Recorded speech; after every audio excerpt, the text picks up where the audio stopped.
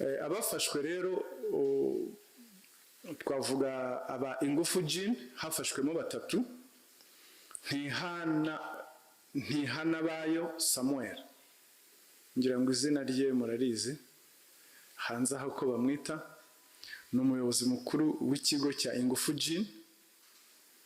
Hakaba Twahirwa Fulgence, umugenzuzi w'ubuziranenge mu ruganda rwa Ingufu Jean, aribo bitwa ngo ba quality control, na Katushabe Donias, umuyobozi w'ishami ry'umusaruro, aribo bita ba production manager Ingufu Jean. Hari n'abandi bafashwe bari muri ibyo bita Keri mu ruganda cyangwa company Keri Test and Nutrition Rwanda, nabo hafashwemo 3. Hari uwo bita Oluwatosini Ajayi, n'umuyobozi aribo bita ba operation manager ushinzwe ibikorwa by'uruganda. Kayihura Mudahogora Belinda, umuyobozi w'imicungire wahakorerwa ibikorwa, umuyobozi w'imicungire ariwe bita ngo site manager and production manager. Hakaba na Hamuduni Alpha Peter, akaba ari supply chain manager. Uru ruganda rwa Keri Test and Nutrition bo bakora bya bintu mujya mwumva bita ngo ni flavor mu Kinyarwanda, ubwo ni bya bintu bihindura impumuro ndetse bigahindura n'uburyohe bw'ikintu.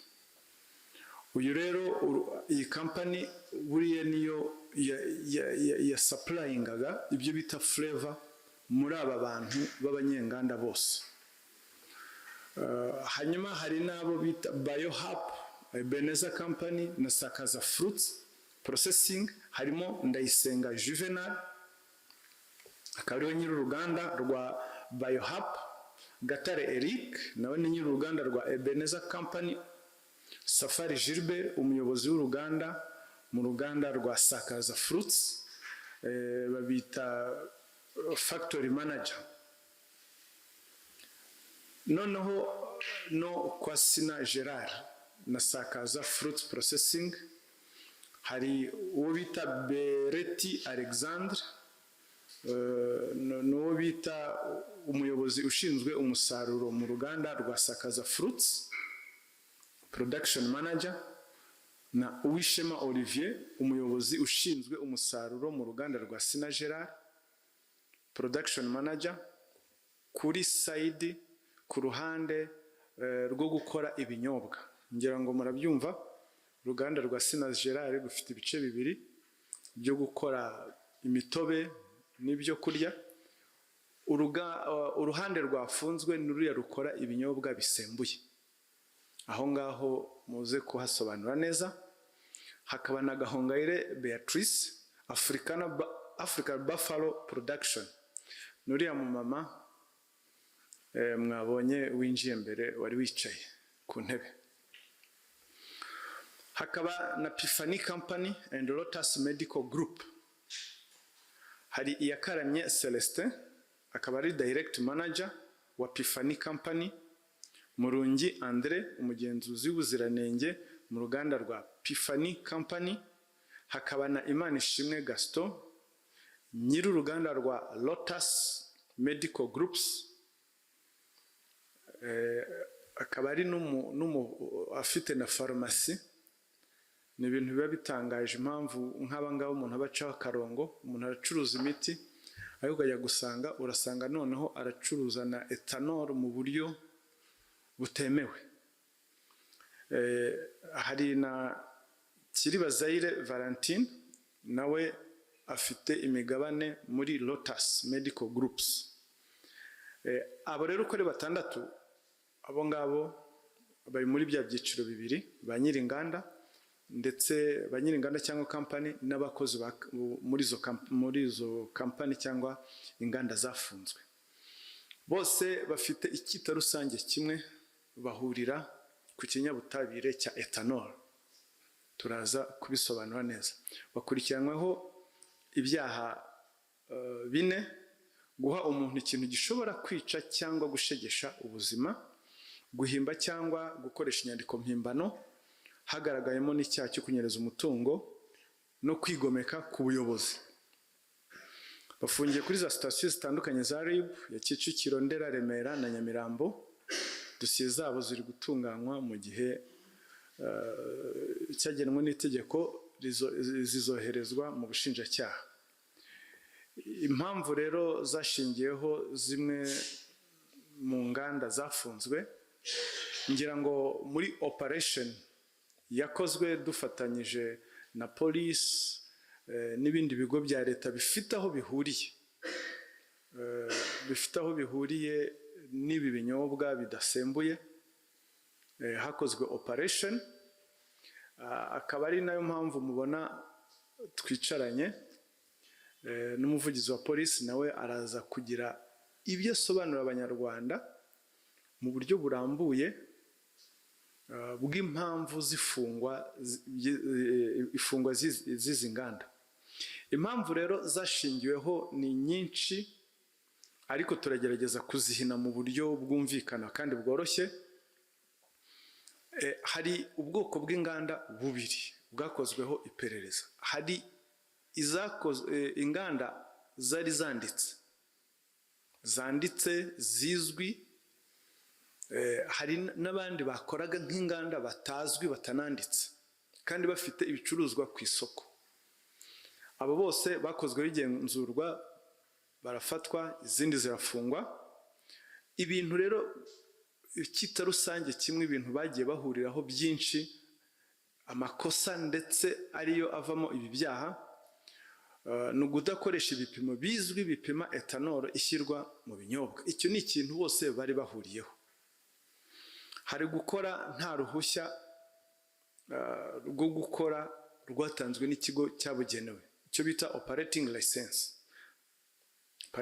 license. Ugasanga umwe arakorera kuyataye igihe yaba expired, hakaba n'abandi bakora nta niyo bafite.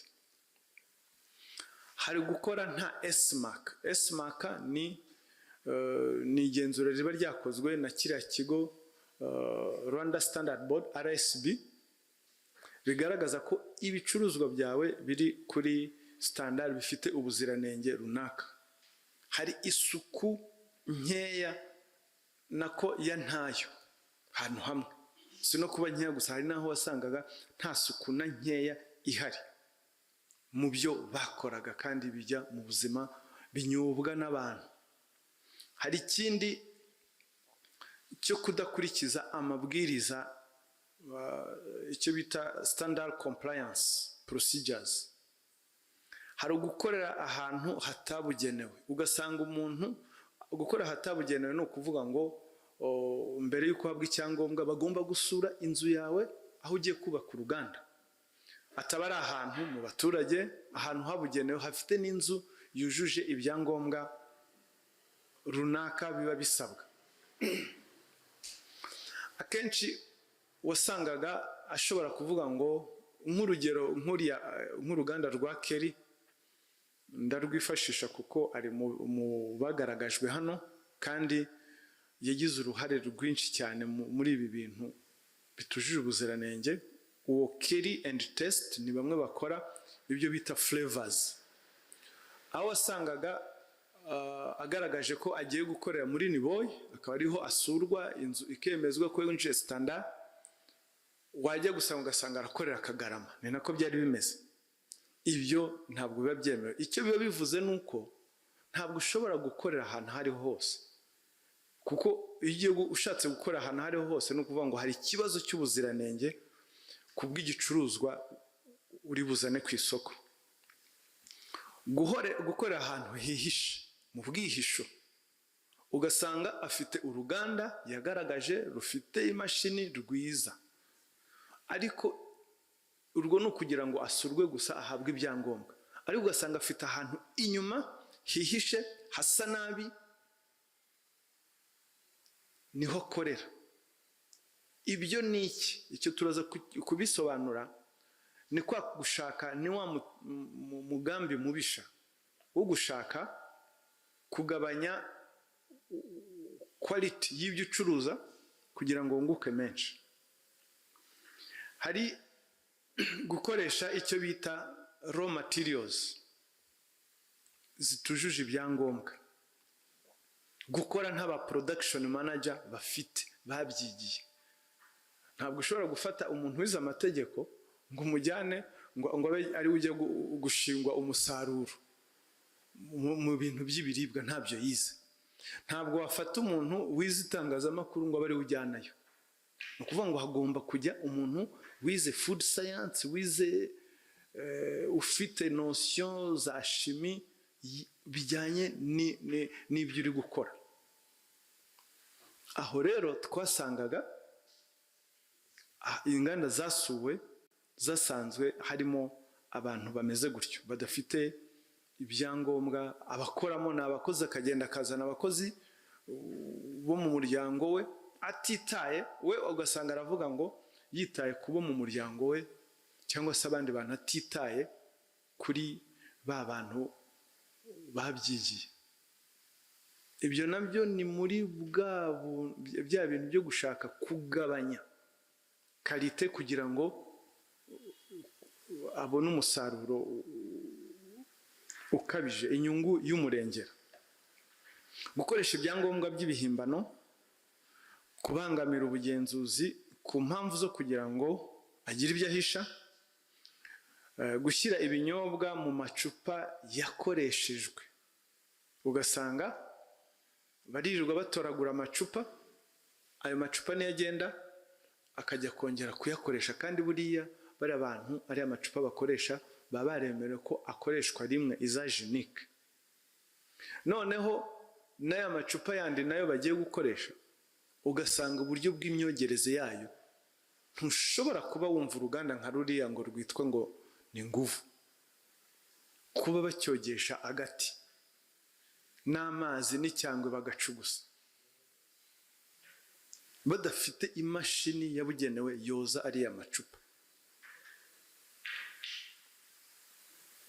Uribaza rero uruganda nka ruriya rwasaga nkaho ari icyitegererezo, ushobora kubaza ati izindi zifitemo ubushobozi buki ko zimeze?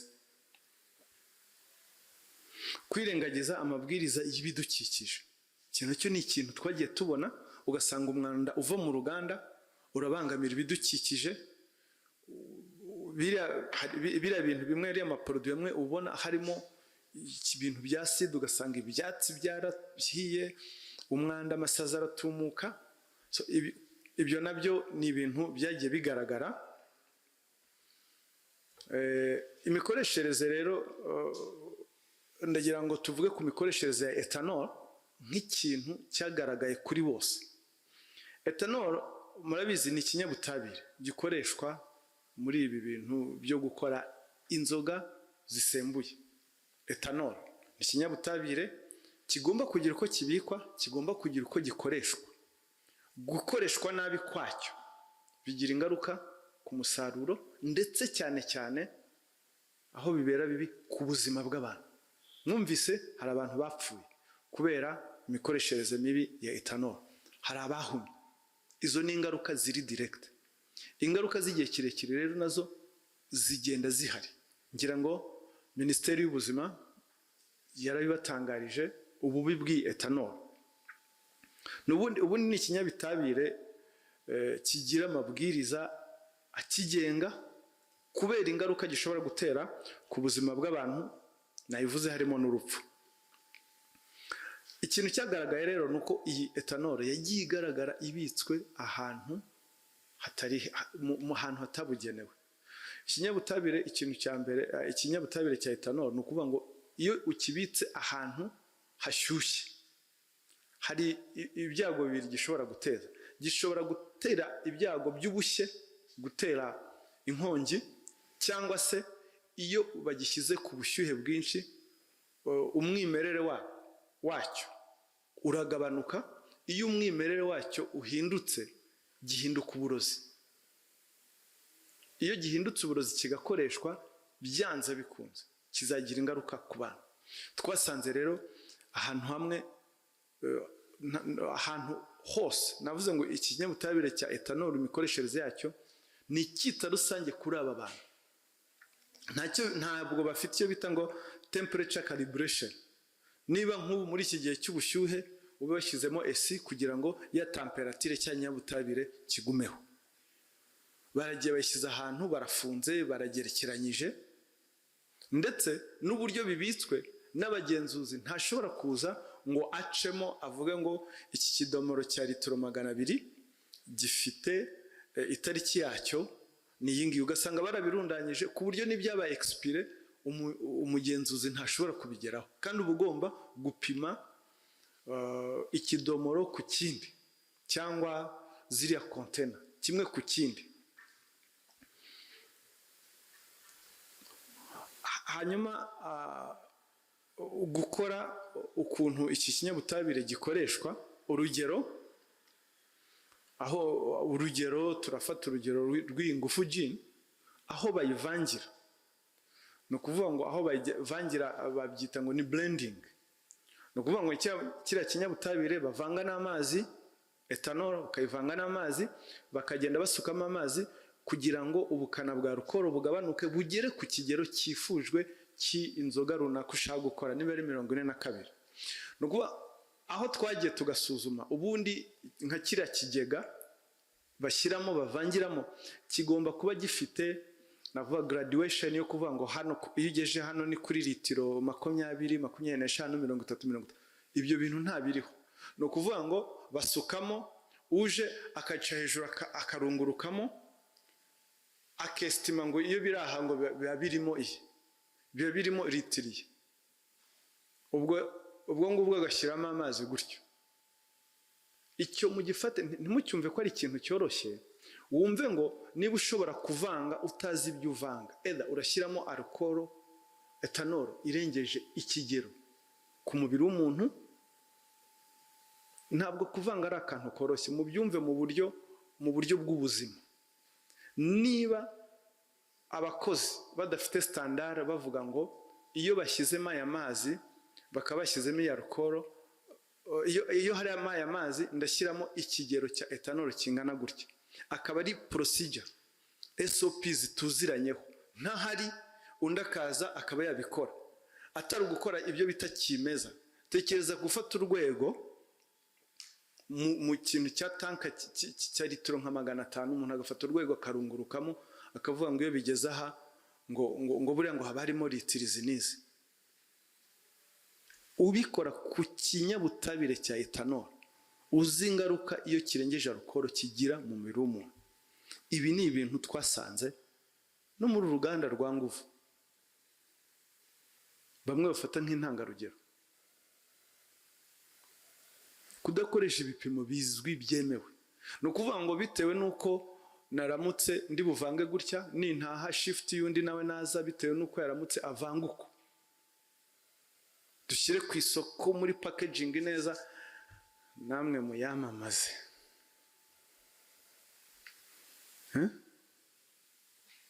Aha hantu ngira ngo iki nicyo gihe cyari kigeze ko ibi bintu bihagarikwa. Urundi rugero, inkomoko ya ethanol.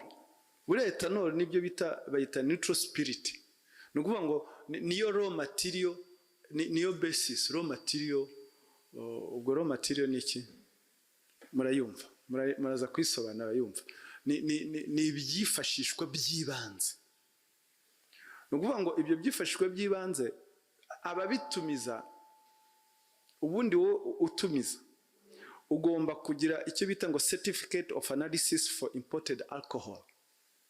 Uwabyohereje ntabwo yamwandikiye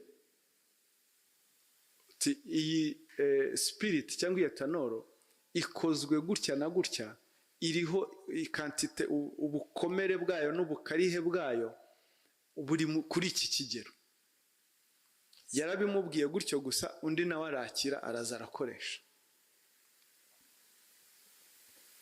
Ntizerekana nizi neutral spirit, ntizerekana ibikoresho fatizo zakozwemo. Shobora kuba yarakozwe mu kintu tutazi icyo ari cyo.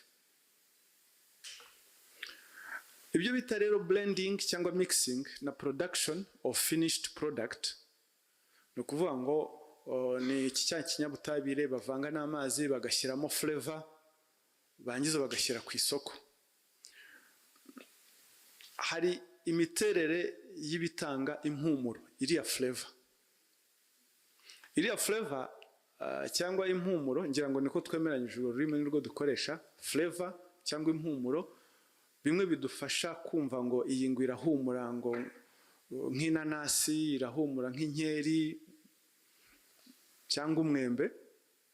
Izo flavor supplier n'uyu witwa Kelly and Taste twagaragaje, niwe supplier. Usupplyinga, reka twifashishe ingero ebyiri, niwe usupplyinga ingufu gin, ni nako bimeze. Kelly and Taste asupplyinga ingufu gin ku bijyanye n'iyi flavor. Hanyuma uyu Kelly and Taste we nta n'icyangombwa na kimwe afite kimwemerera gukora. Ni ukuvuga ngo ibyo akora ntabwo tuzi ubuziranenge bwabyo. Ni ukuvuga ngo n'ibigize ibyo bita chemical composition of flavors ntizizwi, kuko n'ibyo amuha nawe ntabyo aba yanditseho. Kandi noneho ntushobora gusanga ngo flavor addition iri documented gutya ngo ugende mumaze ngo we Kelly iyi flavor ukora ikozwe n'ibiki ngo akubwire ngo harimo iki ku kigero runaka, ntabyo afite. Ubwo ubone usupplyinga bano bantu bakora spirit, bakora ibisembuye byifashisha flavor bari muri iki gihugu, bano bose nta na kimwe abafite. Ibyo ngibyo uhita wumva ingaruka biri bugire kuri icyo twakwita produit fini. Ni ukuvuga ngo utanga impumuro ubuziranenge bwe burakemangwa, ukoresha nawe iriya etanoro ibyo akoresha nabyo birakemangwa aho biva, n'uburyo bw'imivangire yabyo ntibyujuje ubuziranenge. Icyo ni ikintu leta itakwihanganira, kuko ubuzima nta kintu na kimwe cyasimbura ubuzima bw'abantu, nta na kimwe, nta n'icyabaho. Iyo ibyo navuze ngo testing and quality control of finished product, ibi twita produit fini zijya ku isoko, usanga bibanda kuri za etanoro gusa. Ni ukuvuga ngo uriya wa quality control mu isuzuma ryagaragaje kuri wa quality control icyo asuzuma cyonyine ni ukureba ngo ingano ya etanoro. Nabwo uburyo bisuzuma ni uburyo bwa kimeza, ni ibintu hadafite protocol ngo avuge ngo biteye gutya. Noneho nta nubwo ashobora gusuzuma ngo ingano ya metanol irimo ni iyihe, cyangwa ibyo bita heavy metals, kuko no mwigenzura muri biriya bigega bimwe twagiye dusanga birimo ingese, kandi ariho bavuga ngo ba mixing cyangwa bakoresha icyo bita ngo blending. Blending ni uguhuza ibyo binyobwa. Ikindi nk'iriya Kelly Premises nababwiye, aho yaherewe ibyangombwa byo gukorera siho ikorera. Usanze yasabye igaragaza ko iri niboyi igiye gukorerwa inspection bayisanga iri mu Kagarama. Hari ikintu mwabonye kuri ziriya product za ingufu, si ukwibasira uruganda ariko turarufata wenda nk'urugero, kuko ruri mu nganda zikora ibinyobwa bisembuye, ziri mu nganda nini zikora ibinyobwa bisembuye. Hari ikintu mujya mubona handitse ngo rum and gin, bavuga izina rum and gin, nimureba no ku mafoto hariho iza rum hariho n'iza gin. Buri kintu iki spirit runaka cyangwa ikinyobwa runaka kugira ngo cyitwe rum, buriya rum iva mu byo bita umutobe w'igisheke. Ni igisheke basya umutobe wacyo bakawukorera icyo bita distillation, bakawucanira ku kigero runaka cy'ubushyuhe bagakora icyo bita spirit ya rum. Iyo rero iyo ngiyo niyo ashobora guhuza n'amazi akagenda agabanya akayigeza ku rugero runaka agashyiramo flavor ikaza yitwa rum. ni ukuvuga ngo biriya mwanywaga ntituzi niba ari ramu, kandi bose iyitwa ramu iyitwa gin byose bo bakoresha ikinyabutabire kimwe cya etanol. Etanol tutazi ngo iva mu biki, ni ukuvuga ngo harimo no kubeshya abantu. Iyo ari gin yo ishobora kuva mu binyampeke, ibigori cyangwa se ibirayi birimo isukari, nabyo bikorerwa ya procedure ya distillation, kubifata bakabifermenta. Gufermenta ariko ubwo ni ugusabika, fermentation ni ugusabika, hanyuma bakaza kubikuramo bagakora distillation, bagacanira ikivamo, bakora umutobe bakawucanira, ikivamo ubwo niba ari ibigori ubwo tukaba dukoze gin. Wumve ko we iriya etanol azana we niyo bita ngo neutral spirit. Abeshya abantu ngo ni ram, abeshya kandi ibiyigize nawe ntabyazi, kandi noneho ni nimwe. Ubwo yakora gin gute agakora na ram gute, ubundi agashyiramo flavor. Ngira ngo icyo ngicyo nagerageje kubishyira mu mvugo yoroheje atari ya giscientiste ku buryo bwumvikana. Ikindi cyagiye kigaragara buriya abantu benshi batajya baha agaciro nicyo bita imifuniko cyangwa imipfundikizo yari amacupa. Buriya uriya mufuniko cyangwa uriya mupfundikizo uba ufite igihe ugomba gukoresherezwa. Iyo igihe kirenze uba ugomba buriya imifuniko nayo iza yanditseho igihe igomba gukoreshwa.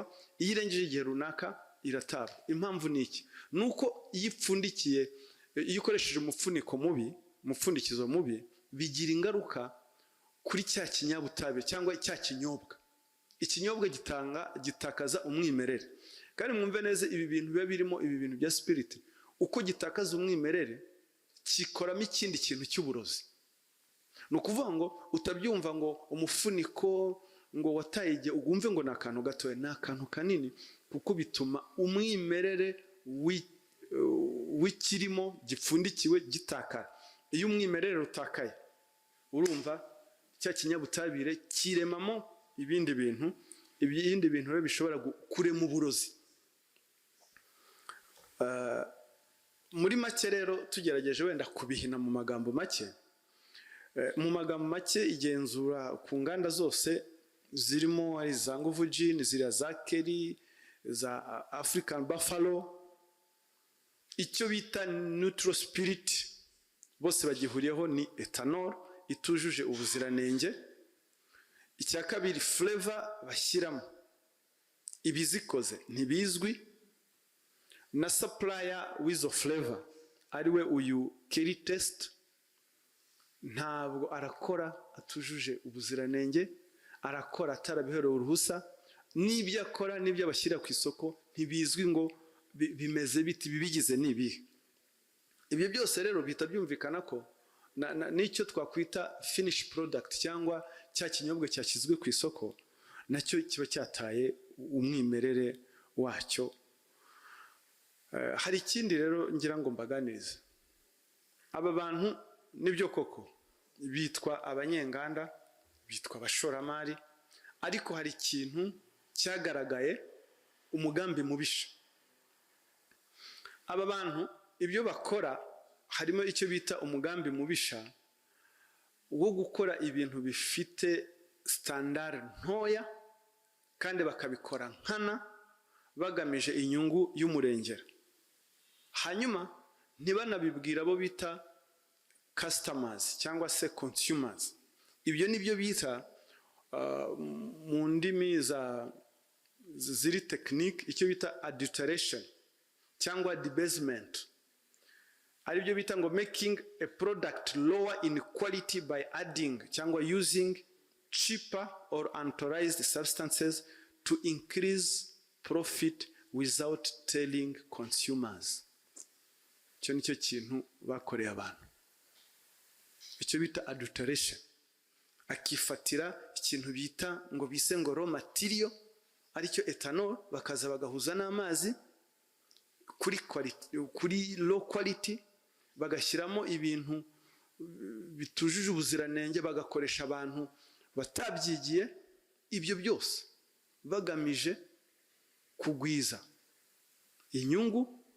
Ariko noneho ikigaragaza umugambi mubisha, bakakwereka ko ibyo baguha ari good quality, ariko batakugaragarije ko ibyo baguha biri kuri standard runaka. Urugero naguha, wowe waguze kariya kantu bita ngo RAM, hari ejo bundi twaze tubona zanditse ngo RAM, wowe ukavuga ngo uri kunywa RAM ya he, ko twabonye ibigize RAM ibyo ari byo, ngo ni gin. Wumvaga bose gin.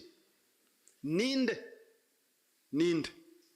ukoresha spirit ivuye mu binyampeke nk'ikigori cyangwa se ibirayi kugira ngo akore spirit ivamo gin? Muri abo bose ninde?